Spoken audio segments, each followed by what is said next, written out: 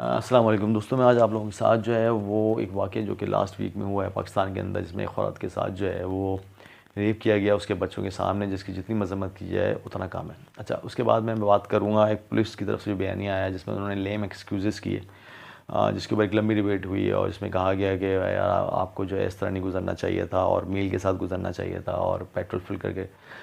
Basically वो एक mindset है, उसकी उसकी अक्कासी है। और ये माइंडसेट जो है वो पाकिस्तान में मेजॉरिटी लोगों का है, उसमें मेल्स भी हैं फीमेल्स भी हैं, उसमें जो है वो दोनों जेंडर शामिल हैं। ठीक है।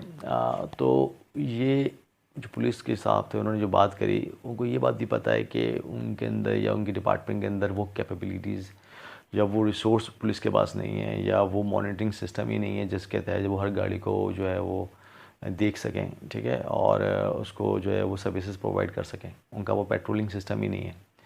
तो ये भी है उसके पीछे एक सोच जो उनका जो बयान आया। अच्छा, उससे आगे मैं बढ़ता हूँ उन लोगों के लिए जिन्होंने जो है वो सोशल मीडिया पे और कैंपेन चलाई और उसके पुलिस के हवाले से पुलिस के ख़िलाफ़ भी, और प्लस ये कि वो जो रेपिस्ट है उसके ख़िलाफ़, और कानून के अंदर कानून की मॉडिफिकेशन की बात करी, उसकी सज़ा की बात करी।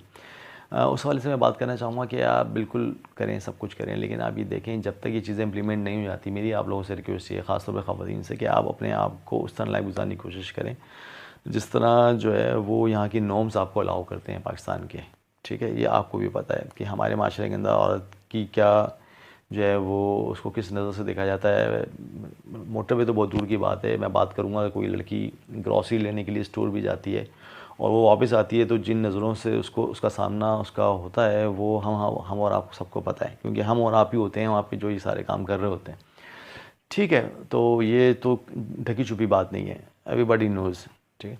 उसके बाद जो है कोई लड़की अगर जॉब कर रही है, हमारी कुलीग है, और आपने देखा होगा किस तरह से उसकी एक जो उसके साथ हैरेसमेंट हो रही होती है ऑफिस के अंदर। प्लस कोई जो है वो कोई लड़की हैंग आउट कर रही है अपने फ्रेंड्स के साथ, तो अगर वो शीशा पी रही है तो उसके ऊपर जो इल्ज़ामात जो लगते हैं वो हम और आप जानते हैं, क्योंकि हाँ सब कुछ हमारी अपनी फैमिलीज़ में हो रहा होता है।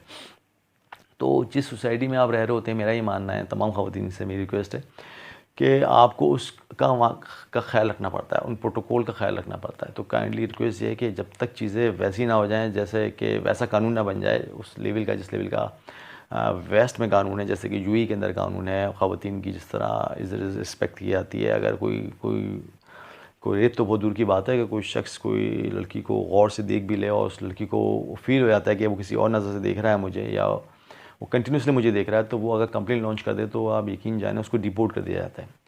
सेम इसी तरह जर्मनी के अंदर और यूरोप के डिफरेंट कंट्रीज़ के अंदर ये रूल्स है कि एक मखसूस स्पेस है, अगर उस स्पेस को आप क्रॉस करते हैं, 4 फीट या 5 फीट की स्पेस है शायद वो, तो फिर कोई गर्ल आपके ऊपर कंप्लेंट लॉन्च कर सकती है और फिर जो आपकी वार्ड लगाई जाएगी आपकी सोच है, आप सोच नहीं सकते।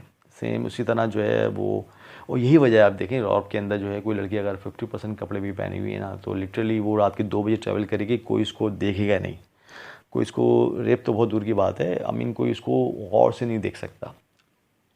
और यही वजह उसके अंदर कॉन्फिडेंस है। और मैं ये कहूँगा असल में हमारे जो रिलीजन की असल स्पिरिट है ना, जिसमें औरतों को प्रोटेक्शन दी गई थी नबी करीम सल्लल्लाहु अलैहि वसल्लम के दौर में, वो यही प्रोटेक्शन थी। हमें भी चाहिए कि हम अपनी औरतों को इस लेवल का कॉन्फिडेंस दें और जो है ताकि वो फ्रीली मूव कर सकें। और ये सोसाइटी होनी चाहिए, हम अपनी नज़रों को नीचे रखें। रेपिस्ट तो वो है ना जो सामने आ गया, लेकिन जो हम जैसे लोग जो सोसाइटी के अंदर हैं वो जिस नज़रों से औरतों को देखते हैं वो भी जो है वो भी कोई कम गुनाह नहीं है। हाँ, वो आँखों का जना हो रहा होता है कंटिन्यूसली, जो आप कंटिन्यूसली किसी को देखते हैं। ये तो इसके ऊपर तो एक हदीस भी हैं जो मिलती हैं हमें।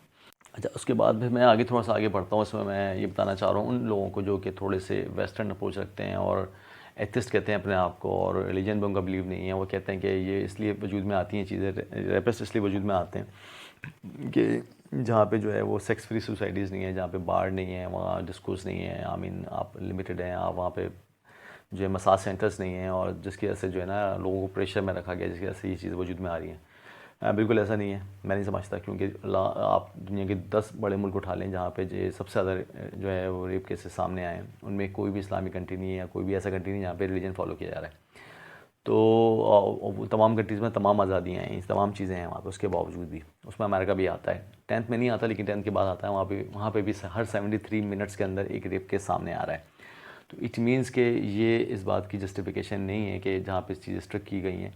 असल चीज़ है कि कानून कहाँ इम्प्लीमेंट हो रहा है, चाहे वो वेस्ट कंट्री है, चाहे जर्मनी है, वो वेस्ट कंट्री है, वहाँ पे कानून इम्प्लीमेंट अच्छा है, इम्प्लीमेंटेशन अच्छी है, वहाँ पे सख्ती है। दुबई है, इस्लामी मुल्क है, जहाँ पे कानून इम्प्लीमेंटेशन अच्छा है, वहाँ पे ये चीज़ें सामने नहीं आ रही क्योंकि वहाँ पे स्ट्रिक्टनेस है।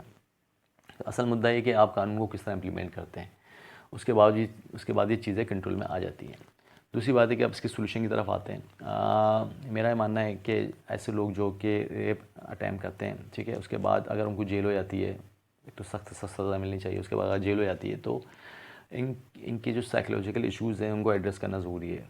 तो जेल के अंदर ऐसी वर्कशॉप हों जहाँ पे उनको एड्रेस किया जाए, और जब 100% उनकी मेंटल हेल्थ हो तो उनको रिलीज़ किया जाए, और रिलीज़ करने के बाद भी उनको फ्रीली मूव नहीं होने दिया जाए, बल्कि उनके ऊपर नज़र रखनी ज़रूरी है, उनकी मॉनिटरिंग करना ज़रूरी है।